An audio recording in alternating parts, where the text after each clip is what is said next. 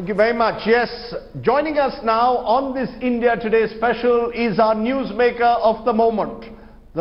Joining us on this India Today special now is our newsmaker of the moment, the BJP leader and former finance minister who has launched a trenchant critique of the Narendra Modi government's handling of the economy. Yashwant Sinha is our special guest. Thank you very much, Mr. Sinha, for joining us. I must ask you first, when you wrote this article in the Indian Express, which has created this entire volcano of cat among, you've set the cat among the pigeons, you said, I needed to speak up. What was the urgent need to speak up now? Any time is good enough to speak about a problem.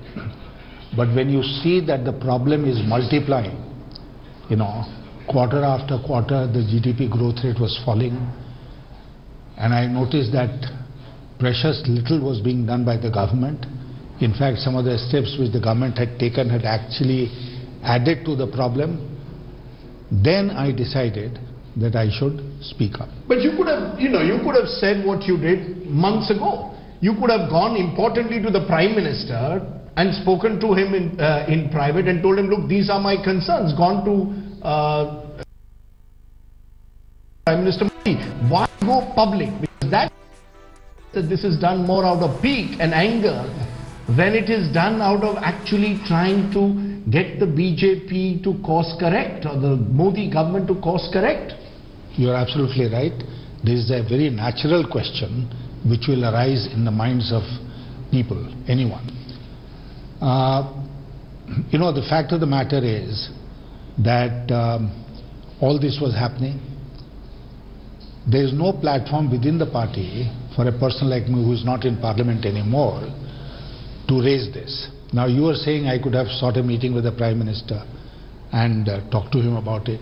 In another context, I sought a meeting with the Prime Minister some 10 months ago, and I'm still waiting for him to give me time. This is the committee that you were heading on Kashmir, the group that went to Kashmir, and you wanted to put your suggestions to the Prime Minister. You didn't get a meeting with him. I didn't get time. I have not got time so far. So what was the message which was conveyed to me?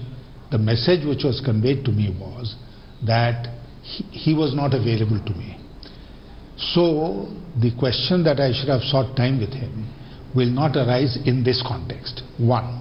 Two, that it was a matter of grave concern for me that for 6 quarters in a row the economy was declining. I waited. It was not that on the spur of the moment I wrote something and sent it to Indian Express for publication. I waited. There was news that the Prime Minister will call the Finance Minister. They'll have a meeting.